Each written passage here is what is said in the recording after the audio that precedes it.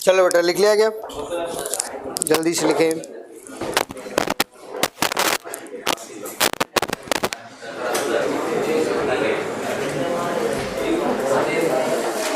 चलो ठीक। ट्राइफिनाइल फॉर्माजान,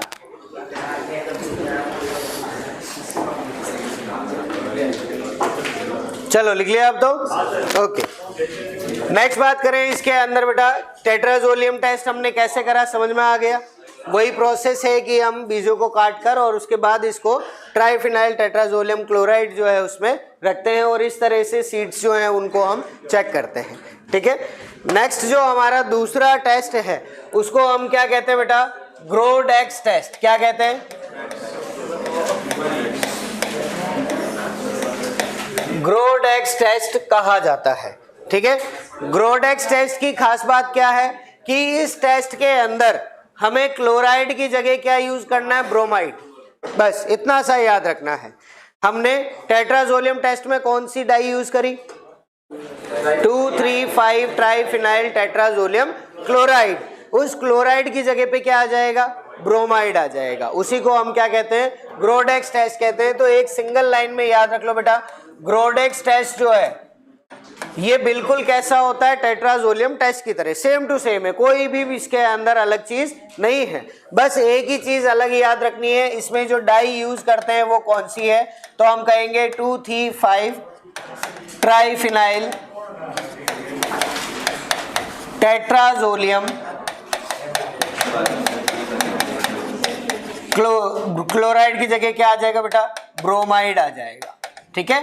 बस ये एक चीज जो है वो अलग यहाँ पर याद रखनी है, क्लोराइड की जगह क्या आ गया, ब्रोमाइड। बाकी पूरी की पूरी प्रोसेस सेम है, वहां पर भी वही एंजाइम काम करेगा, कंपाउंड भी वही बनेगा, कोई चीज अलग नहीं है, बस ये डाई का डिफरेंस है, ठीक है। तो हमारे लिए क्वेश्चन जो बनता है वो इतना सा कि ग्रोडेक्स टेस्ट में कौन सी डाई का उपयोग किया जाता है, तो हम वहां पर क्या करेंगे, क्लोराइड की जगह सिर्फ ब्रोमाइड जो है उसका उपयोग करेंगे, ठीक है।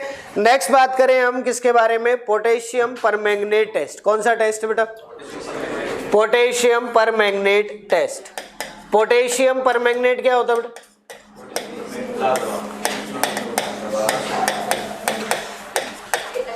देखा हुआ है क्या पोटेशियम परमैंगनेट, ठीक है। क्या कहते हैं उसको, लाल दवा कहते हैं। तो उसका रंग कैसा है, लाल है, ठीक है। वैसे तो हल्का हल्का सा बैंगनी जैसा होता है, ठीक है, लेकिन उसको लाल दवा के नाम से जाना जाता है। कारण क्या है कि उसको जब आप पानी में डालोगे तो उसके बाद कलर कैसा आएगा, लाल आएगा।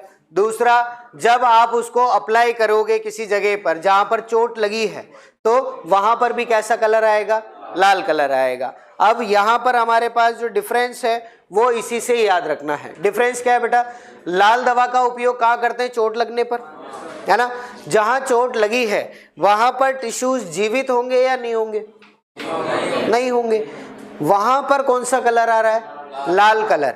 यही चीज हमें यहाँ पर याद रखनी है कि जब हम टीजेड टेस्ट की बात करते हैं तो वहां जीवित उत्तक हैं, उनमें कैसा कलर आ रहा था, लाल। लेकिन इस टेस्ट के अंदर KMnO4 टेस्ट या पोटेशियम परमैंगनेट टेस्ट के अंदर लाल कलर कहां पर आएगा, जो जीवित नहीं है। बस इतना सा जो है वो हमें याद रखना है, ठीक है। हम यहाँ पर किसके लिए करेंगे बेटा कि लाल रंग जो है वो रंग कहां पर आएगा, अजीवित बीजों में आएगा। किसके अंदर आएगा, अजीवित बीज के भ्रूण के अंदर जो है वो कौन सा कलर आएगा, लाल रंग आएगा। और जो जीवित बीज होंगे उनके अंदर कोई कलर नहीं आएगा। जस्ट उल्टा है, जो टीजे टेस्ट में है उसका जस्ट ऑपोजिट है। अब दूसरी खास बात, ये जो टेस्ट है उसमें न्यूनतम समय लगता है। तो हम कह सकते हैं इसके अंदर न्यूनतम समय की आवश्यकता होती है। टीजेड टेस्ट को करने के लिए कितना टाइम लगता है बेटा, 2 से 3 घंटे तो डुबा के रखने में। पहले रात भर भिगो के तो रखोगे बीजों को, वो भी तो करना है उसके लिए। यहां पर हमें कितना टाइम लगता है, सिर्फ ज्यादा से ज्यादा 10 मिनट। ठीक है। यहाँ पर बीजों को भिगो के रखने की भी कोई जरूरत नहीं है, आप उसको डायरेक्ट डिवाइड करो और केमेनोफोर में रख दो। जीवित बीज होगा तो उस पर कलर नहीं आएगा और अजीवित बीज होगा तो कलर आ जाएगा। तो विद इन 10 मिनट्स आप पता लगा सकते हो कि कौन सा बीज जो है वो जीवित है या नहीं है। ठीक है, तो सबसे कम समय लगा। अब बात आती है सर सबसे कम समय यहाँ लग रहा है, फिर सबसे ज्यादा उपयोगी टी-जेड टेस्ट क्यों है? अच्छा ऐसा है क्या? बीज काटना जरूरी है, उसमें टाइम लग रहा है, लेबर लगेगी आपकी, बीजों को बैठ के काटोगे टाइम लगेगा, है ना। इसलिए करते हैं बेटा क्योंकि एक्यूरेसी या फिर जो हमारी परफेक्शन है वो किस में ज्यादा होता है? टी-जेड टेस्ट में। यहाँ पर कई बार गलत भी हो सकता है आपने बीजों को सही से वॉश नहीं करा और उसके अंदर लाल रंग आ गया, फिर ये भी तो हो सकता है, पानी में घोलते ही लाल रंग आता है उसका। ठीक है, तो वो जीवित बीजों के ऊपर भी कई बार भ्रूण पे नहीं होगा लेकिन एंडोस्पर्म के ऊपर तो आ सकता है ना, भ्रूण पोष पे तो लाल रंग आ सकता है, वो तो जीवित भाग नहीं है ना। तो इसीलिए वहां गड़बड़ होने के चांसेस हैं, बट टी-जेड टेस्ट के अंदर कोई गड़बड़ होने का चांस नहीं है, वहां परफेक्ट आंसर अपने को मिल जाता है। इसीलिए हम सबसे ज्यादा किसका यूज करते हैं? टी-जेड टेस्ट का यूज करते हैं। क्लियर है? कोई दिक्कत इसमें नहीं? लिख लिया? लिख लो एक बार। लिख लिया क्या? चलो, नहीं लिखा? जल्दी से लिख लो।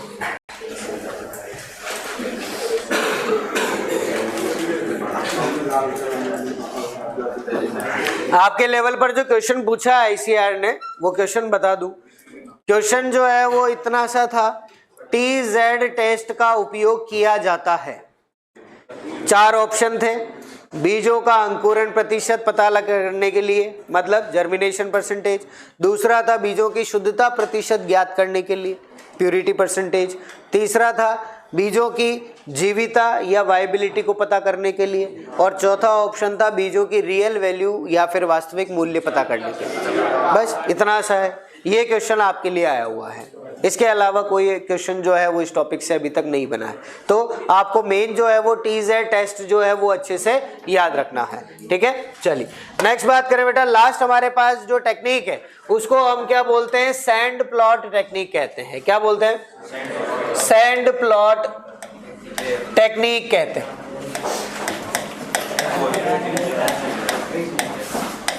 ठीक है, सैंड प्लॉट का मतलब क्या है? हमें रेत का एक प्लॉट बनाना है।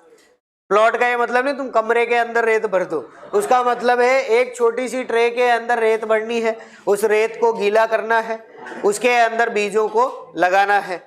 ठीक है, जितने बीज अंकुरित हो गए वो जीवित है और जो नहीं हुए वो अजीवित है।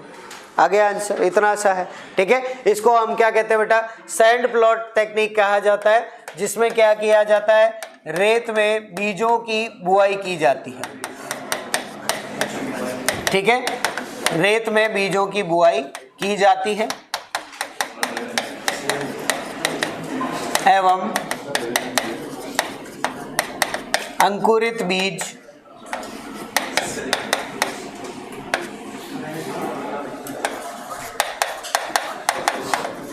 की गणना की जाती है। ठीक है, जितने अंकुरित हो गए वो जीवित हैं, जो नहीं अंकुरित हुए वो अजीवित हैं। बस इतना सा काम है इसके अंदर। तो मेन आपको 3 टेस्टों के नाम याद रखने हैं, एक तो टेट्राजोलियम टेस्ट, एक ग्रोडेक्स टेस्ट और एक कौन सा? केमेनोफोर या पोटेशियम परमैंगनेट टेस्ट। ठीक है, सबसे कम समय किस में लगेगा?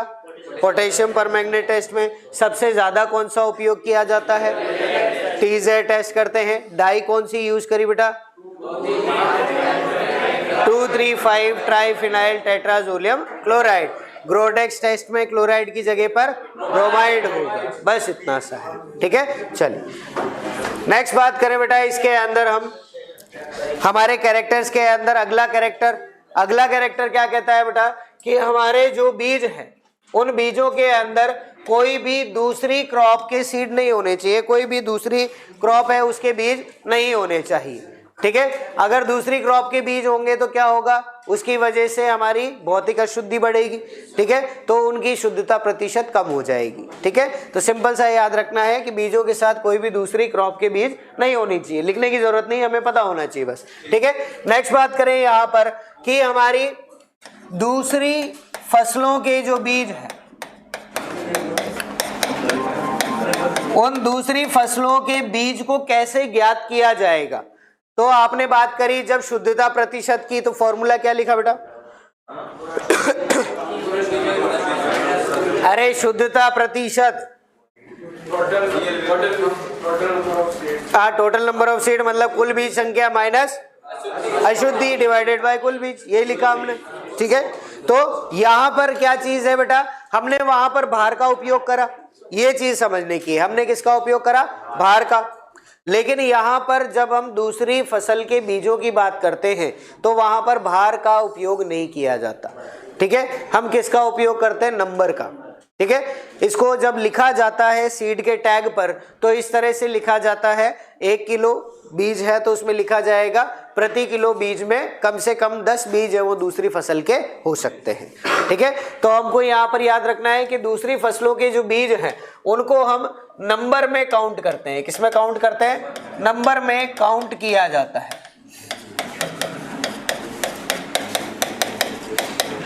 ठीक है, बस ये एक पॉइंट यहाँ पर याद रखना है।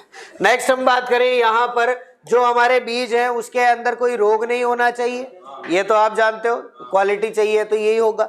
उसके अंदर कोई भी कीट नहीं होना चाहिए, सिर्फ ध्यान है। ठीक है, हमको लिखने की जरूरत नहीं है, लिखने का पॉइंट मैंने बता दिया। अपन को सिर्फ याद रखना है अब कि बीज के अंदर कोई भी डिजीज नहीं हो, कोई भी इंसेक्ट नहीं हो। उसके बाद बात करें सीड जो है उसे हमें क्या करना है? ट्रीट करना है। क्या करना है बेटा? उपचार करना है। हमने सीड और ग्रेन का जब डिफरेंस लिखा था तब पहले ये बात करी कि बीज जो है वो उपचारित होगा और जो अनाज है वो उपचारित नहीं होगा। ठीक है, तो यहाँ पर उपचार की विधि आती है। इस बार का जो क्वेश्चन था जेट का वो बस इतना सा था, आपको सिंपल सा क्वेश्चन दिया हुआ था कि बीजों की सही ट्रीटमेंट या बीजों की सही उपचार विधि है।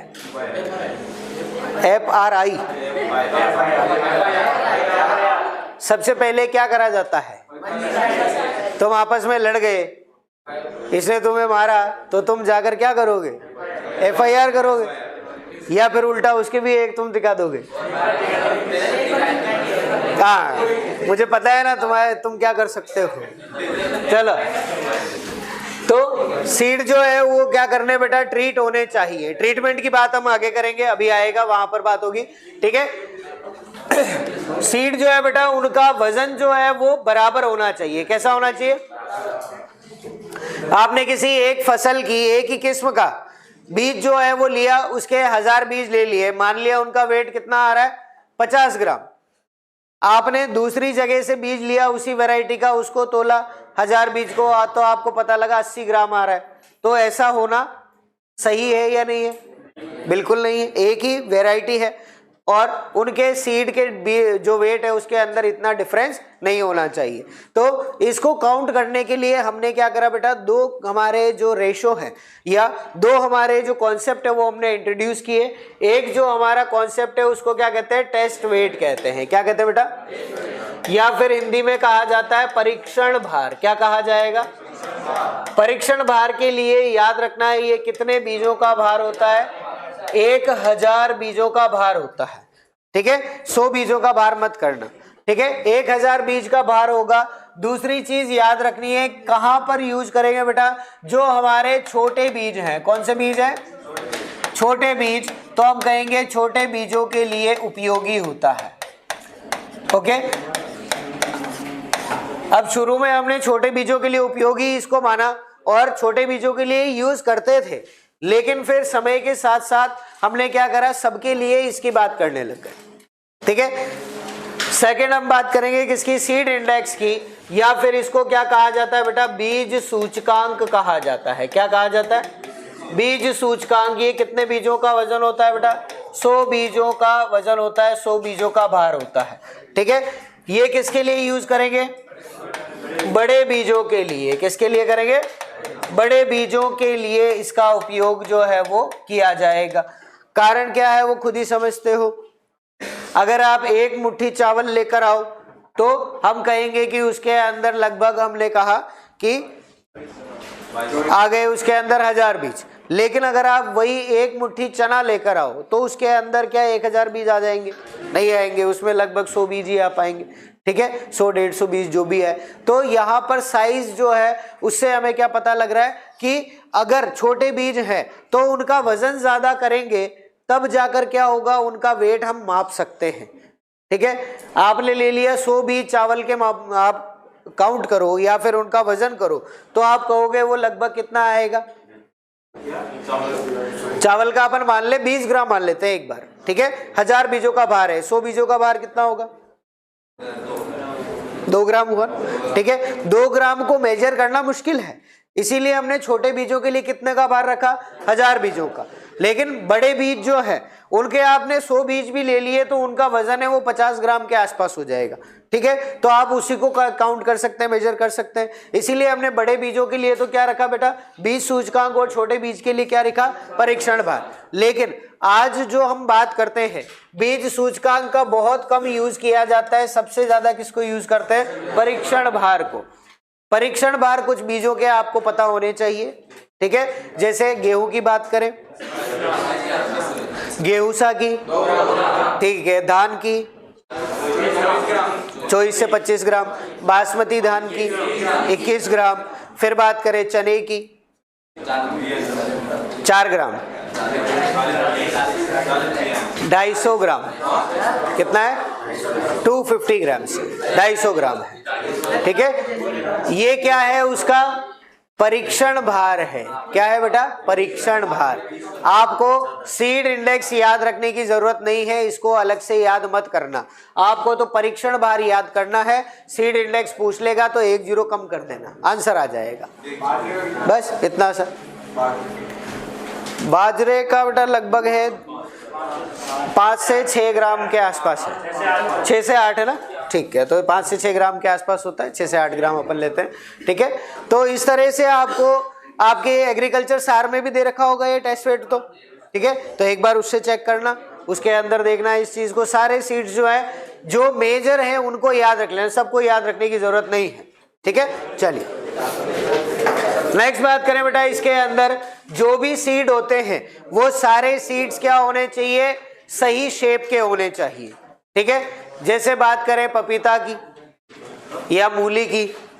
ठीक है, पपीता देखा, कई बार पपीता टेढ़ा मेढ़ा होता है तो वो अच्छा लगेगा खाने में? खाने में तो अच्छा ही लगेगा, देखने में सही नहीं लग रहा। ठीक है, अगर बात करो गेहूं की, मान लो बहुत अच्छा न्यूट्रिएंट कंटेंट है और गेहूं जो है वो बिल्कुल सिकुड़े हुए ऐसे, तो क्या यूज करेंगे? नहीं करेंगे। तो उनकी शेप साइज जो है वो सही होनी चाहिए।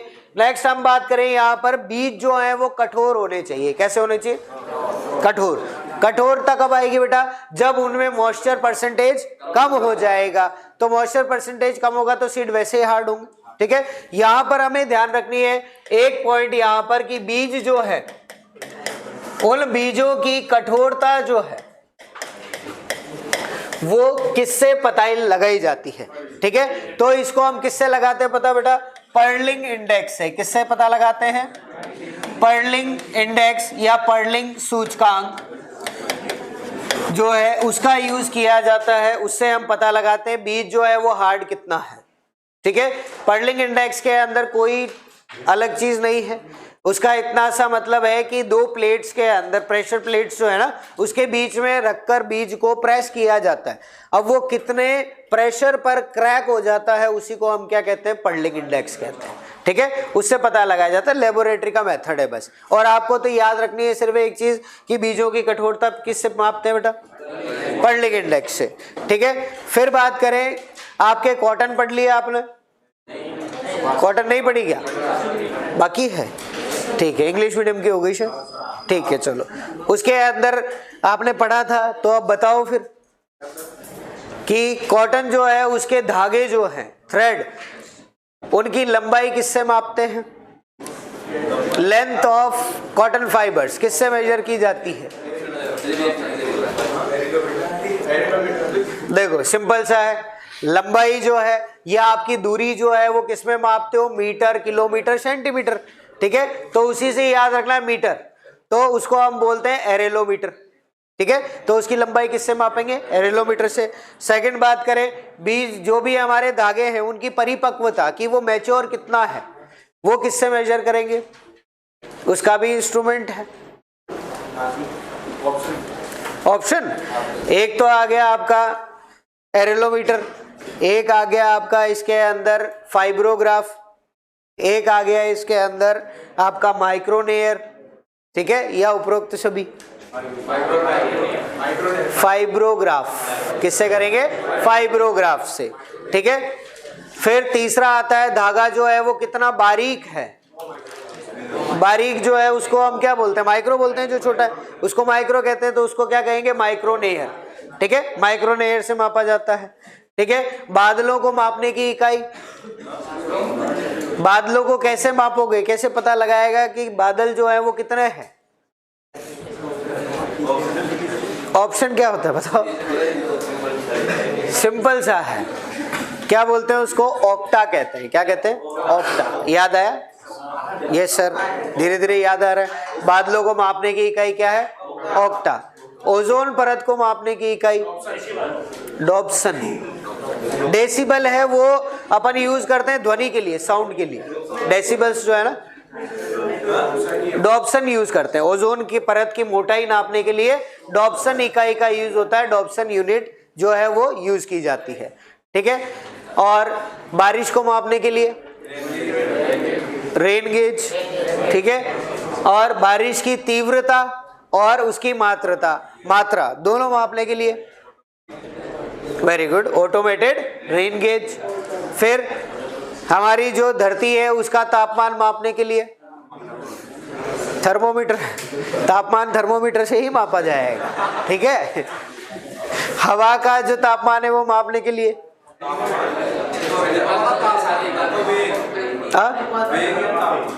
तापमान थर्मोमीटर, ठीक है। चाहे हवा का टेम्परेचर मापो चाहे सॉइल का, आएगा तो थर्मोमीटर ही, ठीक है।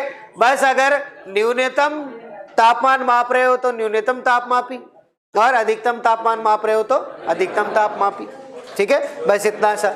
अधिकतम तापमापी में क्या भरा होता है? पारा या मर्क्यूरी। न्यूनतम तापमापी में अल्कोहल भरा होता है, ठीक है। फिर बात करते हैं आपके हवा की दिशा मापने के लिए विंड वेन, और हवा की गति मापने के लिए एलिवोमीटर, ठीक है। ये सारी चीजें हमें पता होनी चाहिए, ठीक है। चलिए फिर बात करें बेटा, बीज जो है उनकी जो शेल्फ लाइफ है या फिर भंडारित करने की जो अवधि है वो अच्छी होनी चाहिए। ऐसा नहीं कि हमने आज हार्वेस्ट करा और उसके 2 महीने बाद ही बीज खराब हो गए, हमको तो अगले साल चाहिए, ठीक है। तो भंडारण क्षमता अच्छी होनी चाहिए। एक शब्द है यहाँ पर विगर, या इसको हम कहते हैं बीज ओज। क्या कहा जाता है?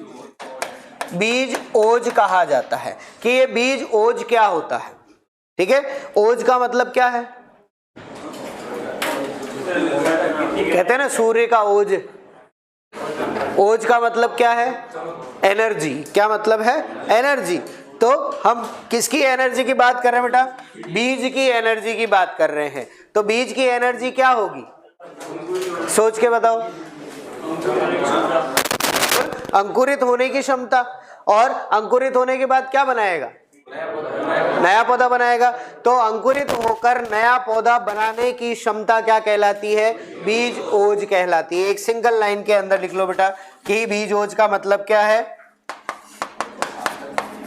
बीज का समय पर अंकुरित होकर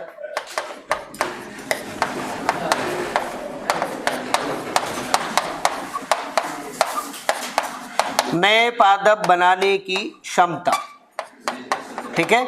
इसको हम क्या कहेंगे? बीज ओज कहेंगे। ये सिंपल सी जो है एक डेफिनेशन जो है आपके लिए बनती है। ये डेफिनेशन देकर आपसे पूछ लेगा कि इसे क्या कहा जाता है, तो आप क्या कहेंगे? बीज ओज कहा जाएगा, ठीक है। बीजों के अंकुरित होने की क्षमता तो क्या कहलाएगी? अंकुरण प्रतिशत, ठीक है। उनकी शुद्धता है तो शुद्धता प्रतिशत हो जाएगी। बट अंकुरित होकर नया पादप बनाने की क्षमता क्या कहलाएगी? बीज ओज या सीड विगर कहलाती है, ठीक है। इंग्लिश में इसको हम क्या कहते हैं बेटा? सीड विगर कहते हैं। तो सीड विगर या बीज ओज जो है वो याद रखना है।